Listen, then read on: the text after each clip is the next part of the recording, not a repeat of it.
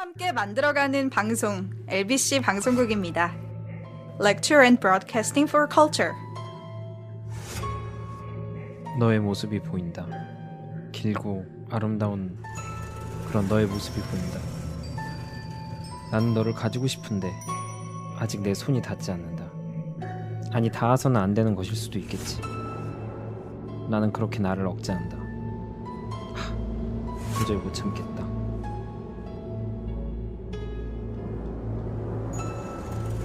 무언가를 가지고 싶어하는 한 사람의 삐뚤어진 욕망, 그리고 그 욕망 때문에 공포에 빠진 유럽.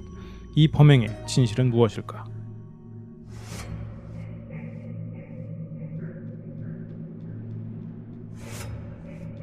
안녕하십니까. 연사살인 엑스파일 진행을 맡고 있는 철철교주입니다. 네, 오설록수입니다. 오늘은 많은 단서를 주지 않았네요. 오프닝에서. 네. 그냥 욕망을 참지 못하는 그 모습을 보여주셨는데 연기 안 하신다고 하시더니 연기를 또 지난주에 안 했고. 지난주에 한 주. 네네. 알겠습니다. 이 사람 같은 경우는 확실히 특징이 있어요. 그래서 그 특징을 좀 잘 묘사를 하기 위해서 저희가 지난번에 했었던 허버트 벌린 네. 그런 일기 형식의 독백을 좀 다시 사용을 했거든요. 그리고 그게 괜찮다는 의견을 좀 많이 받아서 그걸 좀 따라가봐도 괜찮을 것 같아서 다시 좀 사용해봤습니다. 그렇군요. 네. 그 사람의 내면의 묘사에 좀 더 그렇죠. 치중할 수 있는 방법이라고 생각은 합니다. 그러면 이 사람은 대체 어느 시대의 사람인지, 어떤 범죄를 저질렀는지 좀 지켜봐야 될 것 같은데 네. 언제부터 지금 사건이 시작된 거예요? 일단은 1999년부터 본격적으로 시작됐다라고 보시면 되고요. 세기 말이네요. 네. 그리고 제가 이제 이 사람의 입장이 되어서 이 사람이 썼을 법한 그런 일기를 읽어드리겠습니다. 네. 내가 연쇄살인이라고 부를 만한 행위를 본격적으로 시작한 것은 1999년이었다. 당시에 나는 프랑스의 남부 보르도에 있었는데 어떤 매춘부를 살해했던 것으로 기억한다.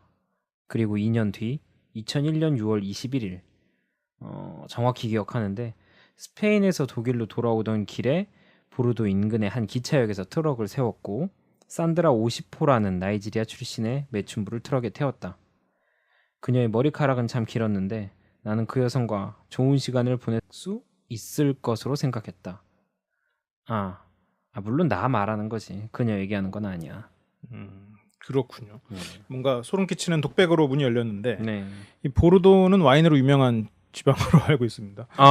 역시 네. 요즘에 방중술 하시더니. 아니에요. 방송에서 와인을 다루진 않았는데. 그래요? 네네. 네. 아니 그냥 그 병 모양이 보르도 스타일이 있고 또 다른 스타일이 있고 아무튼 그런 걸 알고 있어요.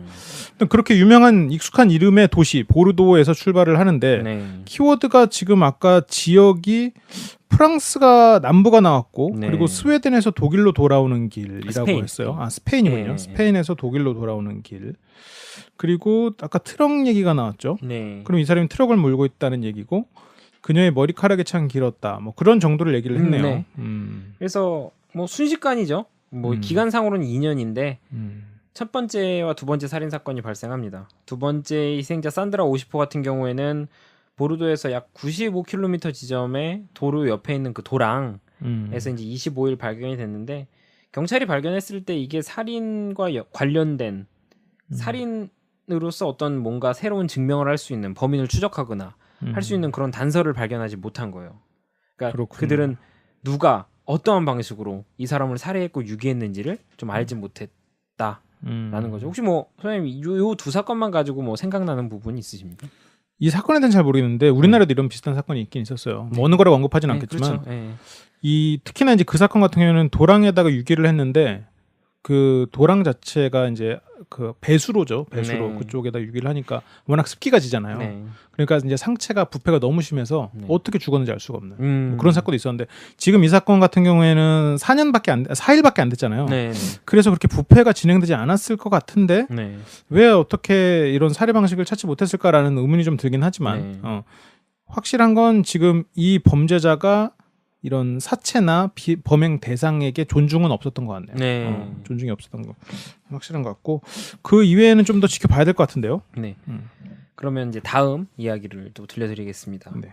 한 달 정도 지나서 8월로 기억하는데 스페인으로 가던 길이었다. 상당히 인기 있는 관광지 르루에트 데 마르에서 이자벨 베아트리츠라는 여성을 만났고 그녀를 트럭에 태웠다. 아, 그거는 어떻게 되었냐고? 굳이 말하지 않겠어. 나는 전혀 두려움에 떨지 않았어. 2002년 8월 파리 인근에 있는 도시에서 베네딕타 에드워즈를 만났지. 뭐 평소처럼 행동했어. 자연스럽게 말이지. 지금 파리 인근으로 갔으면 아까랑 지역적으로 좀 먼 거 아닙니까? 그렇죠. 뭐 지금 나온 나라들만 봐도 뭐 스페인이 나왔다가 독일로 갔다가 프랑스 보르도 그리고 스페인에서 다시 파리 뭔가 그렇죠. 그런 느낌이 있죠. 트럭으로 이동하는 거 봐서는 그렇게 막 부유층 부유한 사람은 아니고 네. 일정한 직업이 없거나 아니면 뭔가 배송 일을 하거나 뭐 그런 생각이 또 들기도 하고 그리고 이 사람이 타겟으로 하는 여성들이 매춘부인가요, 전부? 거의 그렇습니다. 만약 그렇다면 굳이 막 이렇게 화려하게 좀 깔끔한 모습이나 그런 아닐 수도 있겠다. 근데 뭐 매춘부라는 표현보다도 이 사람이 히치하이커가 아니었나라는 생각이 좀 많이 들어요. 히치하이커. 네. 여성분들이. 네. 그렇군요. 이 사건에서 뭔가 발견된 게 있었나요? 그러니까 이자벨 베아트리체 같은 경우에 고속도로 나들목에서 발견이 돼요. 발견까지는 이번엔 좀 달랐어요. 2달이라는 시간이 걸렸어요. 근데 중요한 게 뭐냐면 이 사람이 2달 동안 발견이 안 됐잖아요. 네네. 그런데도 실종 신고가 들어오지 않은 거예요, 이 사람에 대한.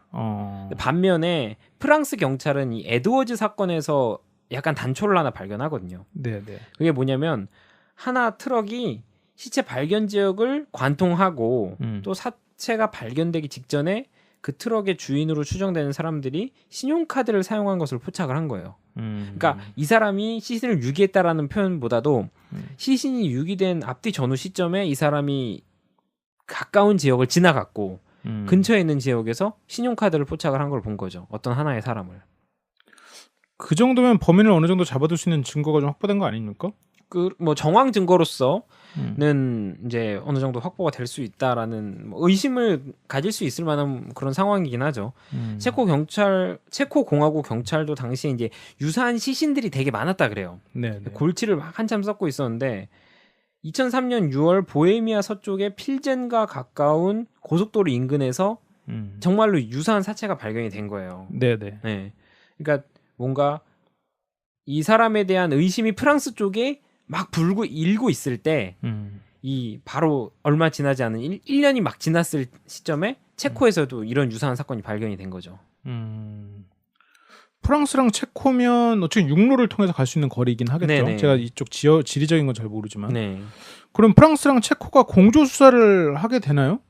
근데 사실은 이게 상식적으로 생각을 하면은 한 사람의 범행이 프랑스에서 체코까지 이동하면서 저질렀다고 생각하기는 어렵잖아요. 그렇죠. 그건 그래요. 네, 그것도 그렇고 범행이 일어나던 바로 그 시각에 그런 이 사람의 뭐랄까요 범행의 명확한 현장이 있었다는 증거를 갖고 있지 못한 거예요. 이 사람이 그렇죠. 이 범인이 그러니까 아까 말했던 것처럼 근처를 지나가는 정도밖에 생각을 못했던 거죠. 그래서 제가 이제 그거에 대한 답을 좀 더 정확하게 이 사람의 시점에서 들려드리겠습니다. 네네. 그들은 범행이 일어나던 바로 그 시각에 내가 장소에 있었다는 사실을 증명할 어떤 증거나 내가 범인임을 추정할 수 있는 어떤 단서도 발견하지 못했다. 너희들이 나를 묶어둘 수 있을 것 같나? 전혀 아니지. 나는 이만 나의 공간으로 돌아가겠어. 그렇습니다. 그러면 지금 이 프랑스랑 체코에서 우리는 이제 어느 정도 의심을 하기 시작했죠. 그렇죠. 네. 프랑스, 체코에서 살인을 벌이고 있는 사람은 동일 인물이고 이 사람은 지금 계속 이동하면서 많은 여성들을 살인 행각은 계속 되겠죠. 그렇죠. 네. 뭐 혹시 이 지금까지 이제 어느 정도 사건은 제가 거의 다 말씀을 드렸어요. 네네. 혹시 뭐 소장님 여기서 또 생각나시는 부분이 있으신지? 제가 이제 몇 가지 그 지적을 받고 머리를 다 비워놨습니다. 아무 생각을 안 하고 있고요. 지금 보통 무슨 말을 하는지 모르겠습니다. 저는 더 이상 이제 프로파일링을 하지 않으려고 생각을 하고요. 이제, 범인이 사람인가? 이 정도로만 접근을 하겠습니다. 그 공중파 방송의 프로파일러 덕후로서 능력자로서 나오셨는데 그래도. 제가 실은 그거 출연하고 한 일주일 정도를 집 밖에 안 나갔어요. 뭔가 아는 문제를 틀렸다는 것에서 굉장히 억울했고 하여튼 여러 가지로 그나저나 그래도 떠나지 않고 엑스파일을 계속 들어주시는 팬들에게 굉장히 감사하고 아무튼 저는 약간 공황장애에 시달리고 있는 농담이고요. 예. 근데 이제 오늘 사건에 대해서는 제가 좀 집중력이 떨어져 있는 상태인 것 같기도 하고 네. 지금 몇 가지 인물들이 떠오르긴 하지만 하나로 매칭되고 있지는 않아요. 그렇다고 지금 이 범죄자가 뭐 대단히 특별하다 그건 아닌 것 같은데 어쨌건 그럼에도 불구하고 유럽 전역을 마음껏 활개치고 다니고 있잖아요. 지금 이 사람이. 네. 아무도 이거를 한 명이라고 생각할 수가 없었다는 거라는 거죠. 그리고 그렇죠. 예. 1999년이면 물론 우리가 기억하는 과거긴 하지만 네. 그래도 좀 과거잖아요. 네. 데이터베이스나 이런 게 물론 쌓여있긴 했지만 국가 간의 공조가 이루어질 정도로 그렇게 막 망이 구축되지 않았을 것 같은 느낌이 들어요.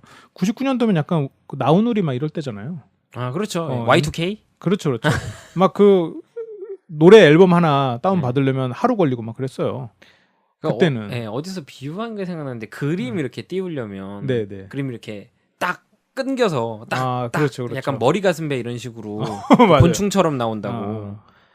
그런 시절이었기 때문에 뭔가 지금처럼 인터넷으로만 뒤지면 바로 나오는 그런 시대는 아니었거든요. 99년도가 우리가 되게 익숙하잖아요. 요즘에 막 다시 그 뭐죠? 응답하라 시리즈 때문에도 그렇고 여러 가지에서 레트로 문화도 있고 해서 그렇지만 그때를 떠올리면 일단 인터넷 자체가 지금만큼 발달이 되지가 않아서 굉장히 어려웠을 것 같긴 한데 그러면 이건 과연 나는 궁금한 게 이 사람이 어느 나라에서 잡혔을까? 아 그렇죠. 어느 나라에서 잡혔을까? 대체 어떻게 잡았을까? 그러니까 나라 간의 경쟁이 만약 이게 결과론적으로 봤을 때는 나라 간의 경쟁 상황이잖아요. 그렇죠. 물론 자기네들이 경쟁을 하고 있는 마음은 아니지만 우리가 결과로 봤을 때 과연 어느 나라가 이 범죄를 잡을 만큼 뛰어난 수사력을 갖췄을까? 혹은 운이 좋았을까? 이런 거에 좀 궁금하네요. 일단 뭐 그러면 그 사람이 한 고백을 한번 먼저 들어보시죠. 네. 2006년 11월 불가리아 출신의 여성 미글레나 페트로바 라홈이라는 여성을 만났다. 그녀의 긴 머리는 역시나 아름다웠다.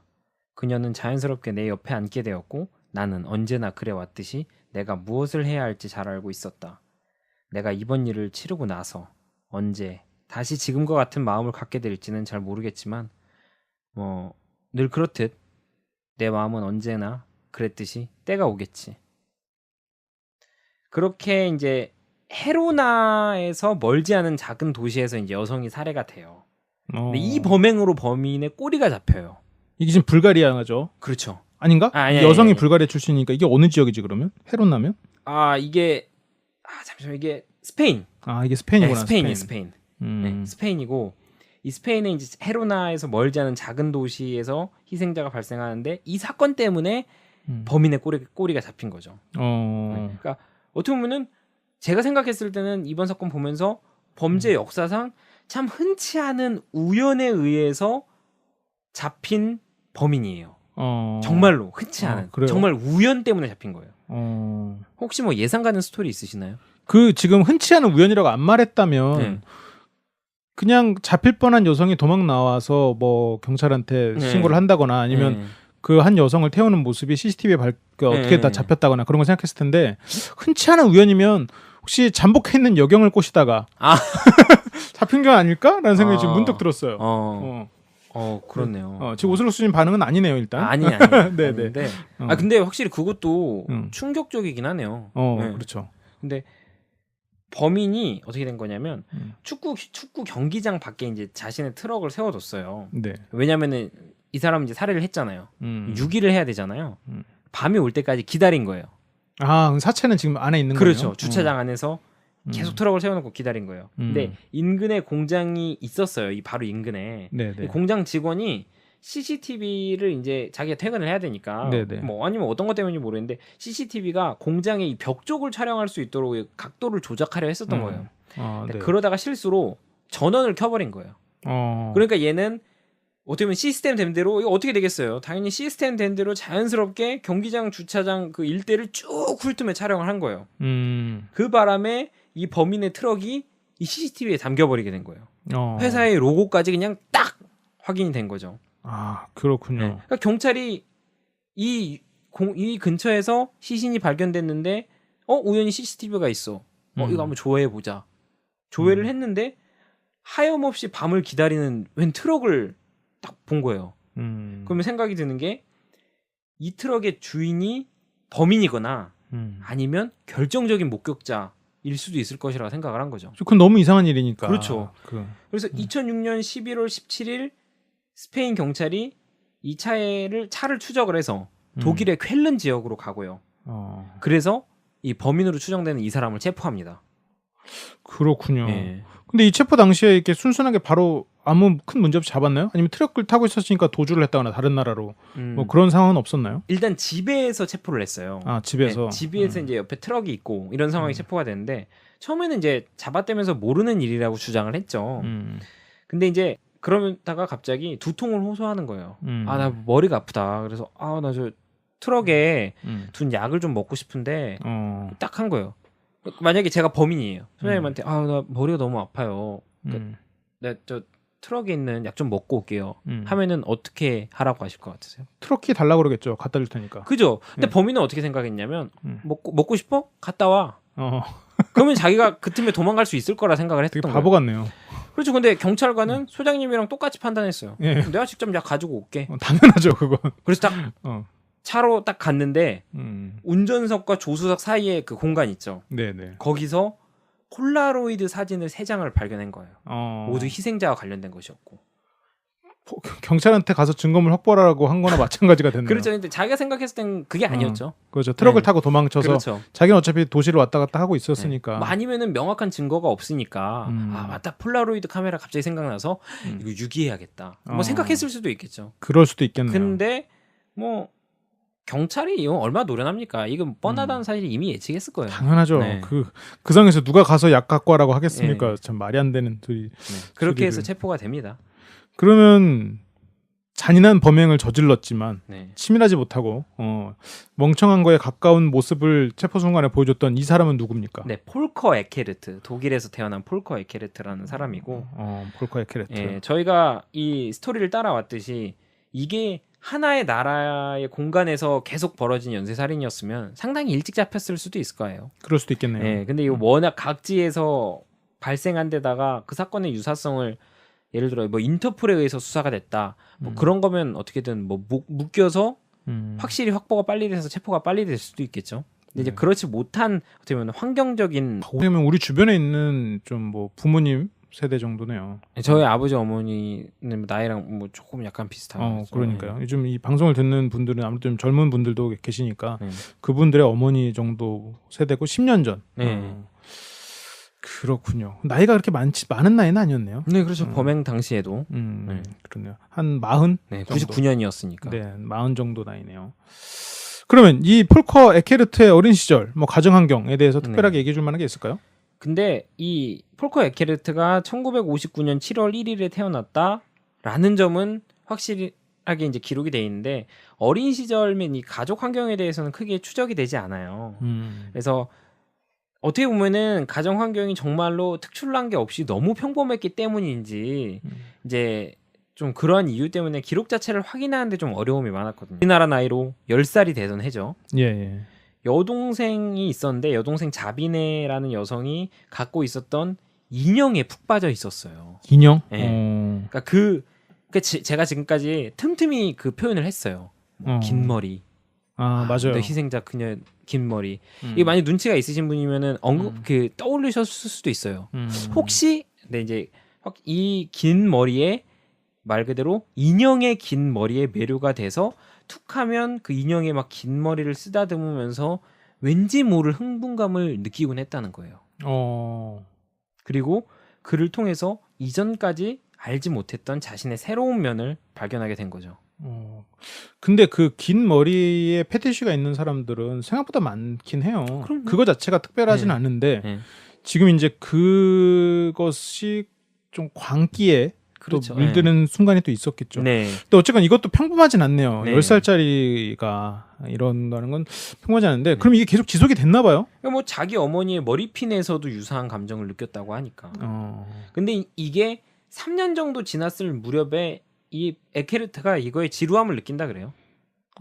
그래서 이제 뭐의 지루함을 느꼈냐면 가짜의 지루함을 느끼는 거예요. 자기는 이제 진짜 사람을 대상으로 자신의 그 욕망을 충족시키고 싶어 했었던 거예요. 그렇군요. 네. 그래서 이 부분이 바로 오프너에 제가 넣었던 부분이에요. 네. 이렇게 해서 오프너를 다시 만약에 돌아가서 들으시면 느낌이 좀 소름 돋으실 수도 있을 거예요. 그 너라는 게 지칭하는 게 사람 대상자가 아니라 머리구나라는 걸 이해를 하시면. 아, 그 머리카락. 네. 우리나라 작가분 중에서도 여성의 있고 여성의 머리카락이 이렇게 뒤에 이렇게 내려 늘어뜨려져 있는 그 모습을 항상 그리시는 분의 난 그림을 보면서 나도 약간 그런 성적인 느낌을 받았거든요. 네. 근데 이제 그런 분은 이게 예술로 승화시킨 거고 네. 그 그림도 이렇게 보면 그 그림이 인간에게 주는 느낌을 가르쳐주고 싶었던 걸 수도 있죠. 그 작가님은. 네. 근데 이 사람은 정말 사람의 인간을 보면서 그 자체에서 인격처럼 느낀 거네요. 그렇죠. 사랑의 대상. 네. 많은 범죄자들이 인간 자체를 인격적으로 대우하지 않아서 그렇죠. 비인격화의 과정이 문제가 되죠. 그렇게 생각해 볼 수도 네. 있다고 생각하니까 또 상당히 소름 끼치긴 하네요. 네. 더군다나 자신의 어떤 욕망을 충족시킨다라는 거에 대해서 크게 문제가 된다라 생각을 하지 않았던 거예요. 욕망이랑 도덕률 사이에서 방황을 하는데 이 방황을 해결할 계획을 세우게 되죠. 그게 1974년 5월 7일 14세에 불과했던 무려 14살밖에 되지 않았던 폴커 에케르트의 계획입니다. 실비아라는 이제 이 여성이 아마 자기가 계속 뚫어져라 봤던 그 여성일 가능성이 높아요. 네. 이 여성이 사는 아파트로 가서 문을 두드려요. 이 실비아가 그를 환영해주고 안으로 들였거든요. 네네. 이런 부분에서 생각하면은 에케르트라는 남성이 인기가 없었던 남성 같진 않아요. 아 근데 이게 14살짜리가 이렇게 막 들어오는 거를 못 들어오게 하거나 그러기도 또 안 하겠죠. 아 그런가요? 그러니까 뭐 연쇄살인범을 생각하니까 좀 그렇게 볼 수도 그렇죠, 있죠. 그렇죠. 14살짜리 그냥 귀여운 꼬마애가 이렇게 오니까 약간 그 내가 만약 여성 나이가 좀 있는 여성 뭐 20대든 30대든 여성 입장에서 옆집에 이렇게 미성년의 조그만 꼬마가 아니에요. 실비아는 같은 나이예요. 아 같은 나이예요? 네, 14살이에요. 그렇구나. 나 한 20살 정도 된 줄 알았어요. 그래서 인기가 있지 않았나라는 생각. 그렇구나. 네. 동갑이 문을 열어준 거죠. 아, 4살짜리구나. 14살짜리끼리 만나군요. 네. 그렇군요. 어쨌든 그러면 친구라고 생각했습니다. 네. 다시 그림을 그릴게요. 네. 그러면 실비아를 만들었습니다. 문을 열어줬습니다. 그럼 실비아가 환영했습니다. 그렇죠. 그다음 어떻게 했습니까? 들어가서 당연한 거죠. 공격합니다 실비아를. 그렇게 해서 에케르트가 자신의 환상을 이렇게 실행을 시켜요. 근데 문제가 여기서 시작되는데 실비아는 아직 살아 있었고 이 사실에서 불함을 느낀 에케르트가 그 여성을 살해한 거죠. 그러니까 애초에는 살해 목적이 없었어요. 그러니까 에케르트가 처음에 생각했었던 거는 이 여성을 멀쩡한 정신 상태로 두지 않고 나의 욕망을 충족시킨 다음에 나가야지라는 정도로 생각을 했을 거예요. 그러니까 그렇죠. 기절을 시키고 머리카락을 실컷 만지다 가야지. 그렇죠. 그 정도로. 근데 실제로 뭐 자기가 하고 싶은 대로 다 하고 나니까 그때서야 뭐 약간 불안감이 오는 거죠. 얘가 깨어나면 어떡하지? 그럼 나는 어떻게 되지? 그러니까 거기서 살해를 해버린 거예요. 처음에 출발은 연쇄살인범이라기보다는 겁에 질린 소년의 모습에 좀 가깝긴 한데 현장에서 그래도 14살짜리 소년이 살해를 했으면 이 현장에 증거가 엄청나게 많이 나왔을 것 같은데 아닌가요? 뭔가 많이 남겼을 것 같은데 흔적을 아니면 그러면 뭐 흔적도 남기고 사회적으로도 굉장히 이슈가 됐을 것 같고 그런데 그때 안 잡혔나 보네요. 이때 근데 이 에케르트가 어떻게 보면 능숙한 살인자의 모습을 보여줘요. 14살밖에 되지 않았는데 이게 무슨 말이냐면 그 여성의 죽음을 자살로 위장을 했다라는 거예요. 그러니까 저희가 이 방송이 나갈 때쯤으로 기준으로 하면 몇 주 전에 범죄를 쫓는 능력자들에서 자살로 위장한 타살에 대한 그 목매달아 죽이는 부분에 대해 설명을 해드렸지 않습니까? 네네. 그거랑 똑같이 행동을 해버린 거예요. 이게 이제 우리나라 조선시대 얘기였죠. 네. 그러니까 실비아의 아버지가 경찰의 간부였음에도 타살의 증거가 발견되지 않았고 그러다 보니까 사건의 진실이 그렇게 묻혀버린 거예요. 그러면 경찰인 아버지 입장에서는 자기 딸이 자살한 줄 알게 된 거네요. 이 범인이 아까 보니까 굉장히 이후로 오랫동안 활동했잖아요. 네. 그럼 이 아버지는 계속 자기 딸은 자살했을 거라고 생각하고 자책하면서 살았었겠네요. 그렇죠. 그렇군요. 그렇게 진실 갖고 더 강한 범죄를 저지르고 다녔겠네요. 네, 근데 이제 한동안 조금 어떻게 보면은 냉각기라 그래야 되나요? 뭐 냉각기 아닌 냉각기를 가지게 돼요. 그러니까 이 사람이 평균적인 지능을 가졌음에도 뭐 같으면 가정적으로 제대로 된 교육을 받지 못했고 딱히 재주도 가지고 있지 않았다 그래요. 그러다 보니까 뭐 대학을 진학한다든지 전문적인 직업을 갖는 일조차 쉽지 않았고 그러다 보니까 잡일을 하면서 한 30년의 세월을 보내요. 40이 되던 해 자기 특성에 맞는 일을 얻게 되는데 그게 바로 트럭 운전사가 된 거죠. 그렇군요. 네. 그래서 그렇게 살인을 하고 시신을 유기하고 자신은 현장을 유유히 빠져나갔음에도 어떻게 보면 트럭 운전사라는 그 특성 때문에 쉽게 잡히지 않았던 것이 되는 거죠. 그렇군요. 예. 많은 청취자분들이 이 그림을 그리실 수 있었을 것 같아요. 그렇죠. 연쇄 엑스파일을 충분히 많이 오랫동안 들어오신 분들이라면 지금 이 범인의 모습을 어느 정도 그림을 그린 상태에서 네. 저희와 함께 얘기를 나누고 계신 것 같은데 그렇다면 이제 여러분들은 연쇄된 엑스파일을 통해서 프로파일러의 자질을 갖추신 게 아닌가 뭐 그렇게 생각해 봅니다. 아무튼 체포 이후의 이야기를 우리는 또 계속 들어봐야 될 것 같아요. 네. 그래서 아까 저희가 발견된 게 2006년 11월 17일 찾아갔고 쾰른에서 체포를 했고 뭐 두통을 호소했지만 경찰이 능수능란하게 바보 같은 놈 하면서 이렇게 증거를 다 이제 찾아냈죠. 네. 그래서 스페인 당국이 발부한 영장에 따라서 체포됐을 나이가 47. 지금 독일의 트럭 운전사였던 이 폴커 에케르트는 실제적으로는 젊은 여자 5명을 살해했다고 털어놓아요. 2명은 프랑스 사람, 3명은 스페인 사람이라고 얘기하는데 오히려 이렇게 한 자백이 전역에 있는 경찰 당국을 긴장하게 만들어버려요. 이게 무슨 말이냐면 폴커 자체가 당시에 일단 국제적인 살인범이었을 뿐만 아니라 그가 여러 국가를 다녔잖아요. 네네. 근데 그 국가들을 이 사람이 다니면 다닐수록 미제 사건이 계속 쌓여있기 때문이에요. 그러니까 이 사람은 5건에 대해서만 얘기를 했지만 왜? 아니야. 뭐 체코 같은 나라에 보면 아니야. 우리나라에 지금 이거와 유사한 미제 사건이 지금 몇 건이 있는데 이거 다 얘 거 아니야? 이런 의심이 생길 수밖에 없는 상황이 돼버린 거죠. 그렇죠. 근데 네. 또 반대로 얘가 체코에서 2건을 사실을 더 저질렀는데 그거를 밝히지 않고 다른 나라에서 사형을 당하면 그렇죠. 그 사건은 그냥 무조건 영구 미제 사건이 네. 돼버리잖아요. 그러니까 다른 나라에서도 당연히 그것을 긴장하고 이 예의주시했어야 되긴 그렇죠. 하겠네요.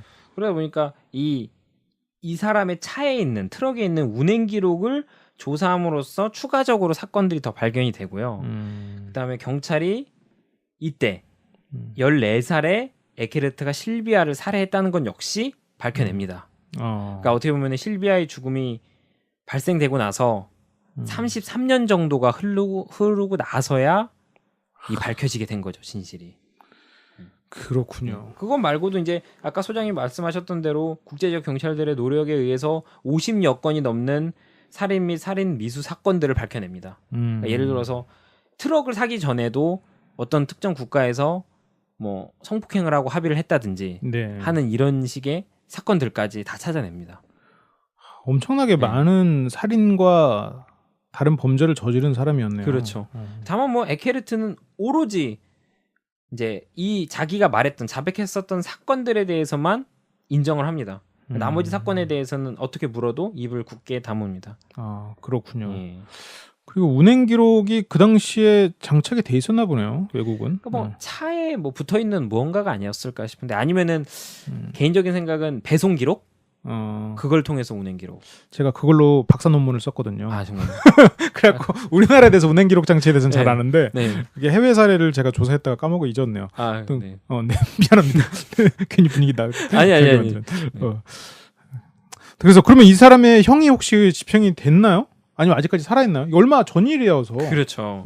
그래서 더군다나 이게 예를 들어서 상식적으로 저희가 생각을 하면 사건이 아직까지 인사람한테 인정이 안 되고 증거가 확보가 안 된 건수가 뭐 50여 건이니까 네. 그걸 다 증명하려면 시간이 엄청 걸리고 있다라고 생각하는 게 상식적인 거죠. 그렇죠. 다른 나라에서도 예의주시하고 그렇죠. 있고 하면 여러 가지로 복잡한 상황일 것 어떻게 같은데. 보면은 그러면 설마 지금도 또 새로운 사건을 찾아내고 있나? 이 사람에 대한 이렇게 생각이 될 수 있는데 에케르트가 체포됐을 당시에 주변에서 자신을 괴물로 부르고 있음을 알았어요. 뭐 네. 당연한 얘기겠죠. 근데 에케르트가 몰랐던 사실이 하나 있었어요. 자기는 자기가 그토록 사랑했고 아꼈던 자신의 여동생조차도 자기를 그렇게 바라볼 거라고는 생각을 못했던 거예요. 근데 이 자비네가 에케르트의 재판 동안 한 번도 에케르트를 만나러 오지 않습니다. 그래서 에케르트가 감옥에 들어갔을 때 동생에게 버림받았다고 느꼈어요. 그래서 그러다 보니 이 사람의 기분이 어떻게 보면은 유일하게 자기가 사랑했었던 가족에게 그러한 배신을 당했다고 스스로 생각을 하니까 기분이 좋지 못했고 2007년 7월 1일 그의 48번째 생일을 감옥에서 혼자 보낼 때 그날 감방에서 목을 매서 자살을 합니다. 아, 자살을 했군요. 네.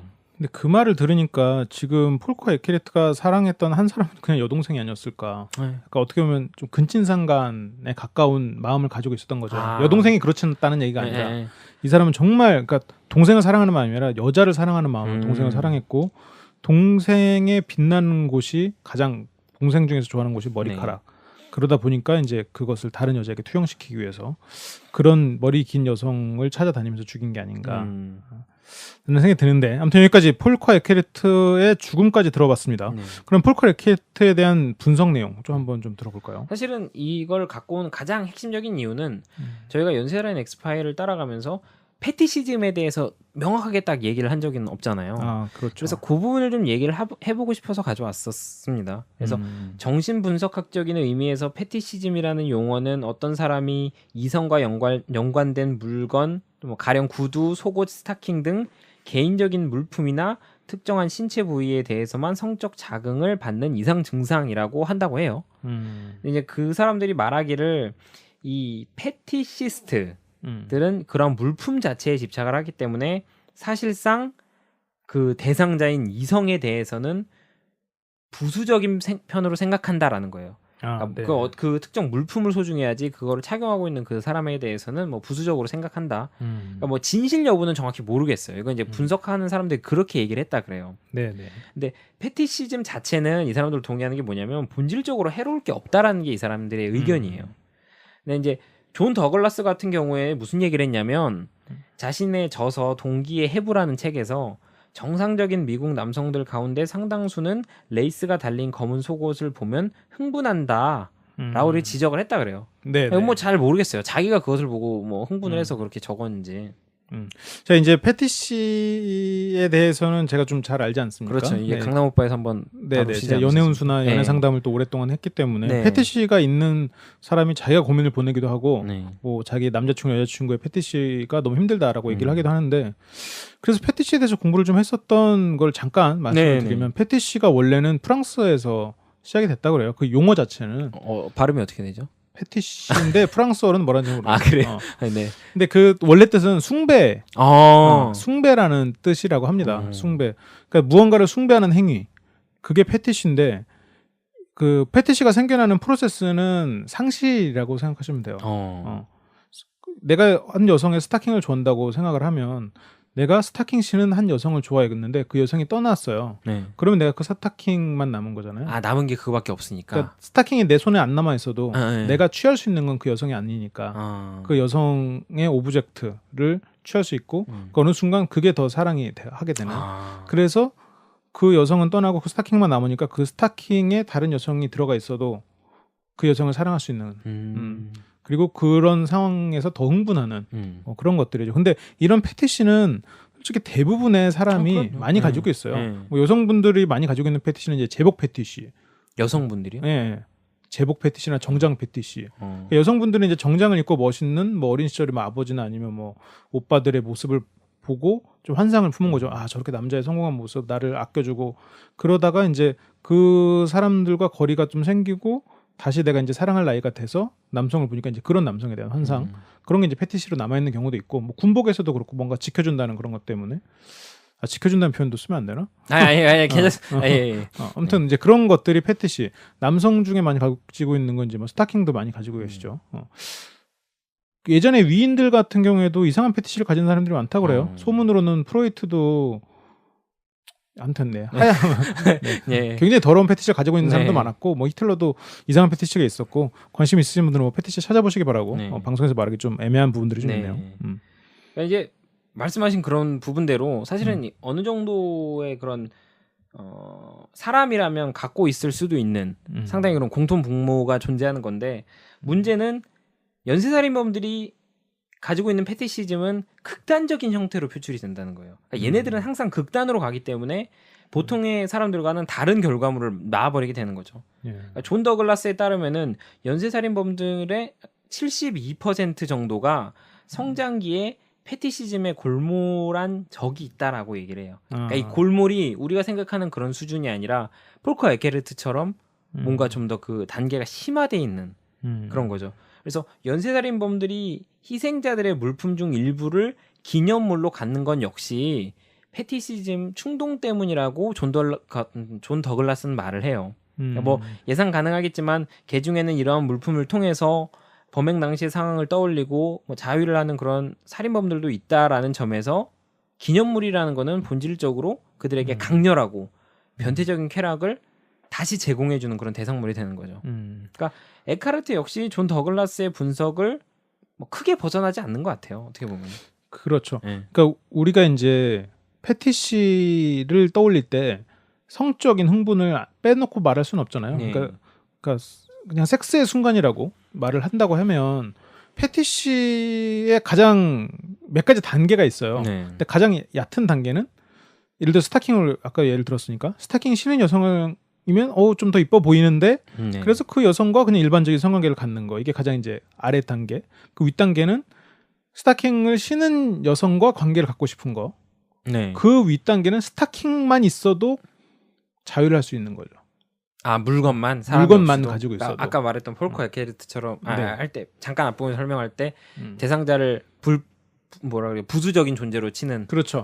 아예 그냥 물건만 있어도 되게 되는 상황이 오는데 지금 여기서는 그 섹스의 순간을 살해로 치환하는 거예요. 그렇죠. 그러면 그 살해의 쾌락을 머리카락이 있는 사람, 처음에 머리카락이 있는 사람을 죽이고 싶은 거죠. 긴 머리카락. 그 다음에는 긴 머리카락 자체가 죽음의 대상인 거예요. 사랑의 대상인 거고. 그리고 그 머리카락만 있어도 다시 흥분을 떠올릴 수 있고. 뭐 아무튼 그게 이제 하나의 전리품을 활용하는 방법이잖아요. 그런 또 생각이 드네요.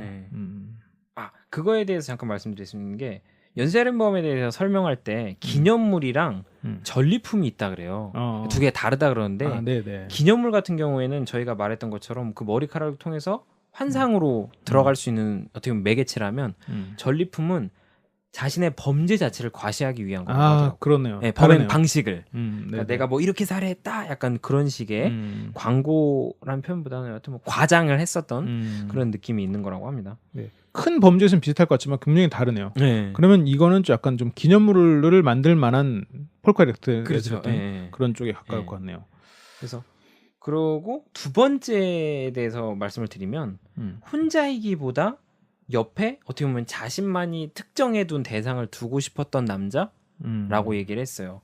그러니까 패티시즘이라는 전문적인 부분은 좀 빼고 에케르트가 자살을 택했던 어떻게 보면 당시 정황, 뭐 그가 느꼈었던 그 어떤 사람의 그 사람이 있었던 공간으로부터 얻는 그런 심리를 생각을 해보면 에케르트는 혼자가 되는 걸 극도로 싫어했던 게 아닌가라는 생각이 들어요. 그러니까 에케르트가 사랑했다고 주장하는 여동생의 그런 정체가 그가 항상 곁에 놓지 않았던 그 어떤 기념품들 같은 거. 그러니까 심지어 동생조차도 어떻게 보면 하나의 기념품이었을 수도 있다는 생각을 했어요. 그러니까 그만큼 외로운 사람이었고 그러다 보니 자신의 환상에 대해서 절대적으로 목을 맺고 그 환상과 사랑을 할 수 있는 대상, 이 대상을 모두 잃었다는 것을 알게 된 순간 삶의 의욕 자체를 잃어버리게 된 거죠.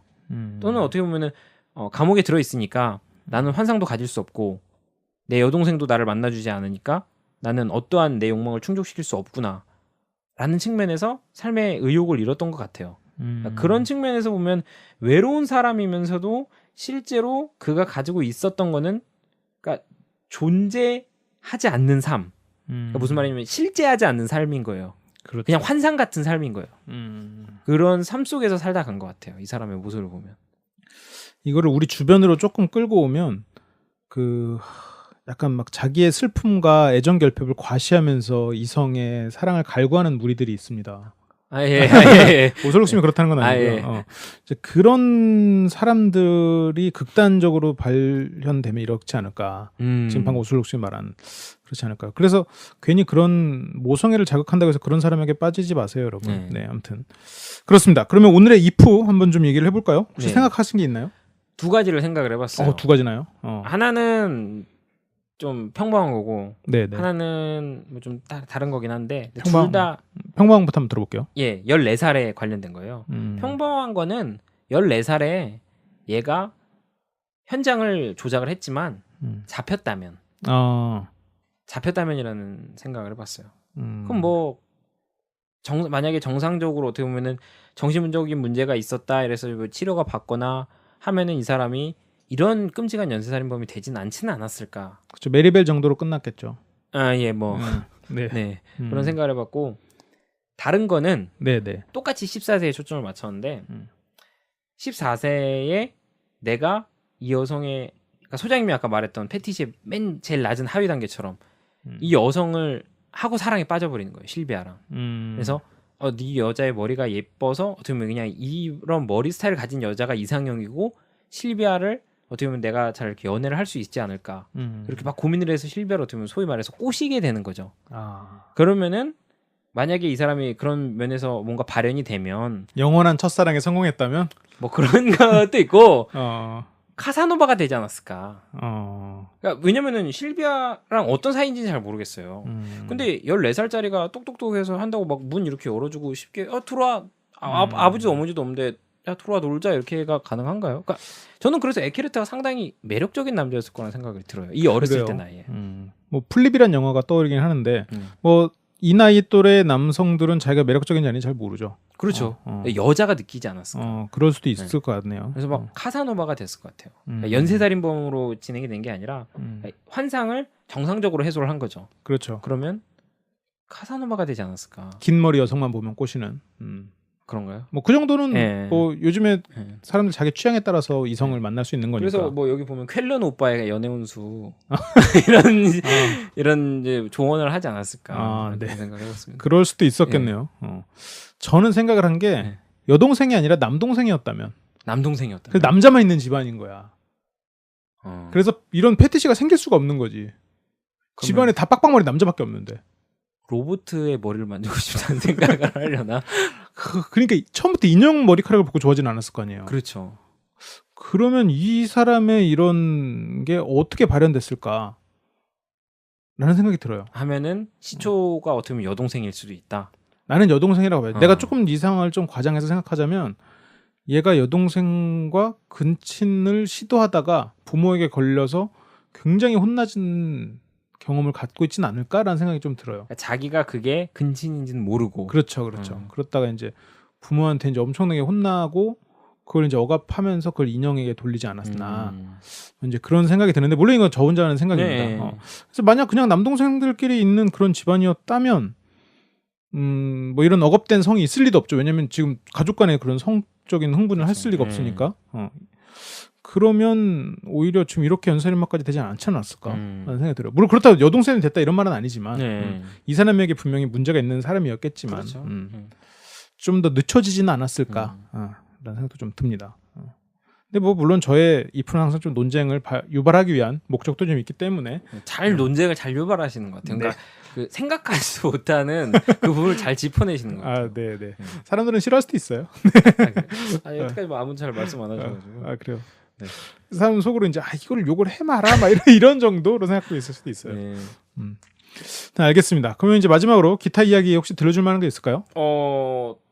딱히 들려드릴 수 있는 건 없고 왜냐면 아까 기념물이랑 전리품을 비교하는 걸 좀 설명을 해드리고 싶었는데 그거 이미 앞부분에서 해서 따로 말씀드릴 건 없고 뭐 최근에 이 방송이 올라갔을 때는 시기가 좀 흐르긴 흘렀는데 그러니까 그 범죄를 쫓는 능력자들 이 엑스파일의 어떻게 보면 스피노프 방송이지 않습니까? 그렇죠. 약간 조금 그 엑스파일만큼 아직 이제 사람들한테 널리 알려져 있지 않은 것 같아서 조금 뭐 오늘 기회로 좀 알려드려야 되지 않을까라는 뭐 싶기도 해서 똑같이 회차로 비교했을 때 엑스파일보다 훨씬 인기가 좋습니다. 아 그런 거. 그렇지만 거의 지금 뭐 몇 명 안 듣고 있다고 봐야죠.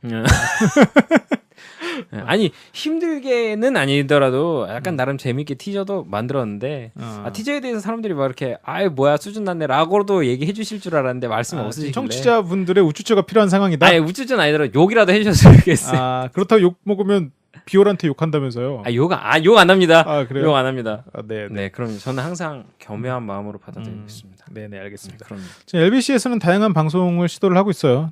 지금 LBC에서는 콘텐츠를 통해서 여러분들과 소통하는 것으로 좀 자리를 잡아보려고 굉장히 애써 발버둥을 치고 있습니다. LBC 방송국의 다양한 콘텐츠들 많이 사랑해 주시고 사랑하지 않는 콘텐츠들이라도 조금 동정 어린 시선으로 봐주시면 좋겠습니다. 네, 그러면 퀴즈, 오늘의 퀴즈, 지난주에 퀴즈 답변부터 좀 먼저 들어볼까요? 네. 독살된 보스였지 않습니까? 네네. 어떻게 독살됐느냐. 요즘에 근데 제가 책을 바꿨음에도 네. 이놈의 추리 퀴즈가 산으로 간다는 네. 이야기를 가끔 들리는데 뭐 일단은 수준이 낮더라도 좀 어이가 없더라도 들어주셨으면 좋겠습니다. 점점 높여갈 예정이니까요. 그럼요, 예. 또. 일단은 정답은 부하들이 그 가져온 지폐에다가 독이 발려져 있었던 거예요. 그렇죠. 예. 지폐를 우리가 어떻게 세요? 탁탁 해가지고 이렇게 세지 않습니까? 그때 이제 지폐를 세는 순간 이 자신도 모르게 손가락에 침을 발랐고 그때마다 이제 독이 조금씩 입으로 들어가서 독살이 당했다는 거예요. 그러니까 이게 어디 나오냐면 우선 책장에 네네. 독을 발라서 책을 읽는 사람을 독살하는 트랙이 나온다 그래요. 그거 좀 보실 분들에게 그거 스포가 되지 않겠습니까? 그 이종범 작가님 그 얘기가 생각나요. 지금까지 안 봤으면 안 본 사람이다. 아이, 볼 수 있어요. 정도는. 이 네. 트릭은 이미 여러 번 추리 소설에서 많이 사용된 그건 방법입니다. 그래요. 네. 굉장히 많이 사용했었죠. 놀랍지 않은 그런 정답이었습니다. 그렇죠. 저도 이거를 듣고 좀 예상은 가더라고요. 이 부분은. 네. 그럼 과연 오늘의 추리 퀴즈는 뭘지 한번 들어봐야 될 것 같은데 네. 과연 또 얼마나 오늘은 욕을 먹을 만한 또 추리 퀴즈를 들고 오셨을지 기대가 됩니다. 자, 이번에 암호 문제입니다. 암호. 암호를 풀어야 하는 X8인 살인 사건이 발생했다는 연락을 받고 요원이 딱 출동을 했습니다. 네. 사건 상황을 보고 받았는데 마약 조직의 침투에 활약하던 수사 요원이 여관에서 노트북으로 보고서를 쓰다 살해가 됐거든요. 수사 요원이 칼에 등을 찔렸는데 쓰던 보고서의 맨 뒤에 이 리알드가 이응 이 리을 야 리을 디귿 이 리알드라는 글자와 오타가 있다라는 글을 남겨놓았다 그래요. 수사 요원은 자신이 단서를 남기면 나중에 다시 현장으로 돌아온 범인이 단서를 지울지도 모른다는 생각에 범인이 봐도 무엇인지 모르도록 암호로 다행 메시지를 남기고 죽은 것 같다라고 하거든요. 용의자는 모두 4명입니다. 용의자들의 이름과 키보드를 번갈아 들여다본 조은비는 마침내 범인을 검거할 수 있었다고 합니다. 범인은 누구인가? 1. 김철수 씨 2. 조영희 씨 3. 최순석 씨 4. 나영주 씨가 문제입니다. 그렇군요. 네.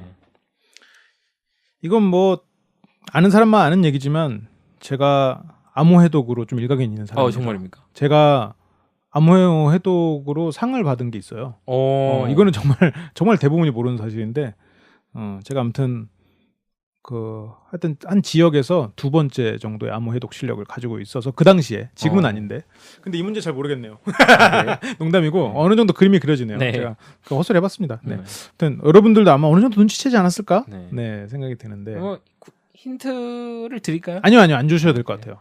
힌트는 제가 제 힌트는 제가 문제 읽을 때 느낌을 보시면 다시 아실 수도 있어요. 네네 힌트를 아까 주셨어요. 그러니까 이래가지고 네네네. 네. 그 정도 굉장히 강력한 힌트를 주신 것 같고. 네. 아무튼 오늘 저희가 준비한 연신의 엑스파일은 여기까지입니다. 그리고 몇 주 후에 여러분들과 함께 구성할 방송이 있는데 그게 악의 씨앗 과연 있는가 없는가. 그렇죠. 네, 그거에 대한 내용을 저희가 또 깜빡이 잊고 있었습니다. 공지를 올려드릴 테니까 댓글로 좀 여러분들이 나는 이런 입장인데 이런 의견이다라고 말씀을 해주시면 저희가 그 댓글을 읽으면서 방송을 구성해보려고 해요. 네, 한 주 날로 먹겠다는 소리죠. 네. 제 아이디어입니다. 네네 그렇죠. 대본 쓸 시간 좀 벌어보자. 네, 그렇죠. 그러니까 뭐 정답은 없어요. 이거는 저희가 지난주에도 말씀드렸지만 정답은 없는 문제고 여러분들께서 편하게 의견을 게재해 주시면 돼요. 뭐 택도 없는 의견이라 생각한다고 말 안 할래라고 하실 필요 없습니다. 왜냐면은 저희도 랜덤에 의해서 뽑힐 거기 때문에 분명 저희가 말하는 것도 택도 없는 게 수두룩할 수 있을 것 같아요. 그렇기 때문에 편하게 댓글 달아주시면 저희도 방송에서 읽어드리도록 하겠습니다. 네네. 그러면 저희는 또 다음 주에 더 재밌고 더 유익한 방송을 만들어서 돌아올 수 있도록